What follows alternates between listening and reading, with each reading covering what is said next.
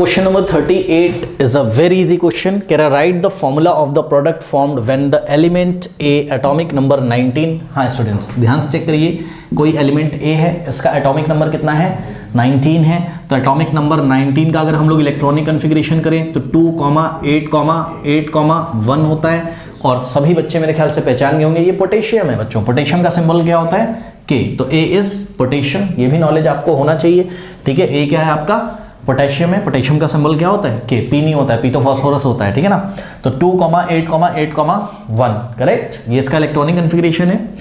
और ये element combine करने जा रहा है किससे, combine with the element B atomic number 17। तो B का इन्होंने एटॉमिक नंबर कितना दिया हुआ है हमें 17। और बच्चों एटॉमिक नंबर 17 किसका होता है, क्लोरीन का होता है। ठीक है ना, तो यहाँ पे हम लिख लेते हैं भाई अपनी समझ के लिए कि B क्या है, क्लोरीन है। और B का जो इलेक्ट्रॉनिक कन्फिग्रेशन होगा वो कितना देगा 2, 8, 7, क्लोरीन का 2, 8, 7 होता है। ठीक है ना, अब अगर आप लोग ध्यान दें स्टूडेंट्स तो ग्रुप नंबर 1 के जो एलिमेंट्स हैं आपके hydrogen, lithium, sodium, potassium, rubidium, caesium, francium. ठीक है, ग्रुप नंबर 1 एल्कली मेटल्स कहीं ना कहीं पीरियोडिक टेबल के सबसे लेफ्ट में आता है, और ग्रुप नंबर 17 आपका कहीं यहाँ राइट हैंड साइड आएगा, और ग्रुप नंबर 17 आपका हैलोजन फैमिली होता है। याद है आपको, फ्लोरीन, क्लोरीन, ब्रोमीन, आयोडीन, है ना, और एस्टेटाइन। और हमने आपको बच्चों क्लास में पढ़ाया हुआ है क्या कि ग्रुप नंबर के एलिमेंट जब भी ग्रुप नंबर 17 से कंबाइन करेंगे तो आयनिक बॉन्ड बनता है, आयनिक बॉन्ड बनता है। ठीक है ना, और आयनिक कंपाउंड बनते हैं जिनका मेल्टिंग पॉइंट, बॉइलिंग पॉइंट बहुत हाई होता है, बिकॉज आयनिक बॉन्ड बहुत ही मजबूत बॉन्ड होते हैं। तो ऐसे कंपाउंड्स को, आयनिक कंपाउंड्स को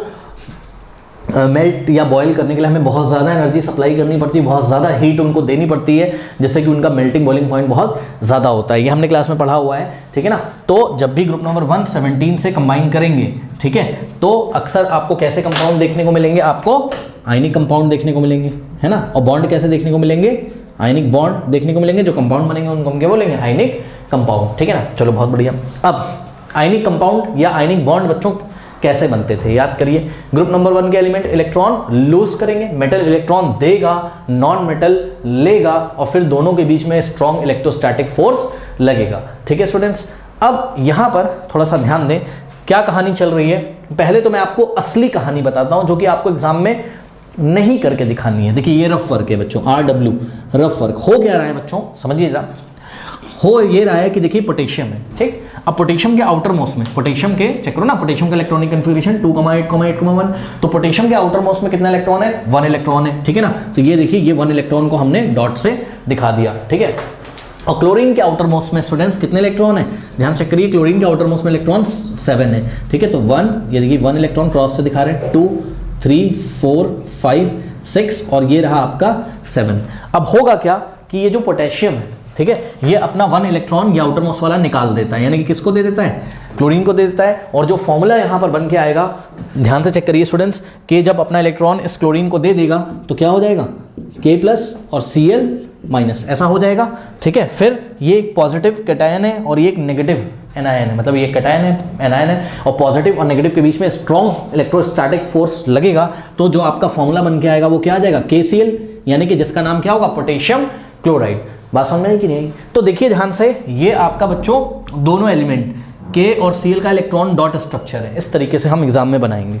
लेकिन हम K और Cl के लिए नहीं बनाएंगे, क्योंकि A और B के फॉर्म में क्वेश्चन पूछा गया है, तो हम अपने सॉल्यूशन में आंसर भी A और B के फॉर्म में देंगे। तो क्या करेंगे, A का इलेक्ट्रॉनिक कन्फिग्रेशन करेंगे, B का इलेक्ट्रॉनिक कन्फिग्रेशन करेंगे। हाँ, हम उनको बता सकते हैं कि भाई A is what, potassium, because atomic number of potassium is 19 and B is chlorine. ये हम एग्जाम में उनको बता सकते हैं, कोई दिक्कत नहीं है, लेकिन आंसर हम A और B के फॉर्म में देंगे। तो देखिए बच्चों, सबसे पहले तो हमें यहाँ क्या करना था, draw it's electron dot structure. ठीक है, तो इलेक्ट्रॉन डॉट स्ट्रक्चर बहुत ईजी है। सबसे पहले हम A लिखेंगे, ठीक है, और A के बच्चों आउटर मोस्ट में कितने इलेक्ट्रॉन है, 1, तो 1 हमने इलेक्ट्रॉन दिखा दिए। और यहाँ पर Cl कह रहा हूँ, सॉरी, जो आपका एलिमेंट B है, ठीक है, उसके आउटर मोस्ट में कितने इलेक्ट्रॉन होंगे, B वैसे क्लोरीन है बट हमें B के फॉर्म में आंसर देना है, तो यहाँ हमने B लिखा। और B के आउटर मोस्ट में कितने इलेक्ट्रॉन है बताइए, 7, तो 1, 2, 3, 4, 5, 6, और ये हो गया 7। ठीक है, फिर ऐसे करके हम एक एरो लगाएंगे, यानी कि A ने अपना इलेक्ट्रॉन किसको दे दिया, B को दे दिया। उसके बाद A पे क्या आ जाएगा, पॉजिटिव, और B पे क्या आ जाएगा, 1 नेगेटिव, करेक्ट। फिर इन दोनों के बीच में स्ट्रॉन्ग इलेक्ट्रोस्टैटिक फोर्स लगेगा, और जो हमारे पास यहाँ पर कंपाउंड बन के आएगा, ठीक है, जो हमारे पास यहाँ पर कंपाउंड बन के आएगा, वो कैसा कंपाउंड होगा, AB। जैसे कि देखो KCl होता था वैसे AB। बात समझ में आई कि नहीं आई?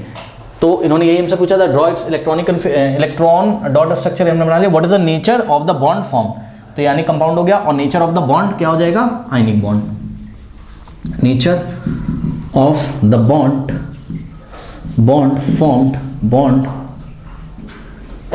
फॉर्म्ड क्या हो जाएगा, आयनिक बॉन्ड। ओके, कोई डाउट है बताइए? इस तरीके से हम इसका आंसर कर देंगे। ओके, कोई डाउट है बताइए? अब एक बात यहाँ पे मैं आप लोग को और बताना चाहता हूँ, पता है इसी क्वेश्चन में आपको एग्जाम में पता है क्या पूछ सकता है, आपको पूछ सकता है कि कैन यू से something about the boiling point of the compound formed, क्या आप जो कंपाउंड बनेगा उसके मेल्टिंग और बॉइलिंग पॉइंट के बारे में कुछ कह सकते हो?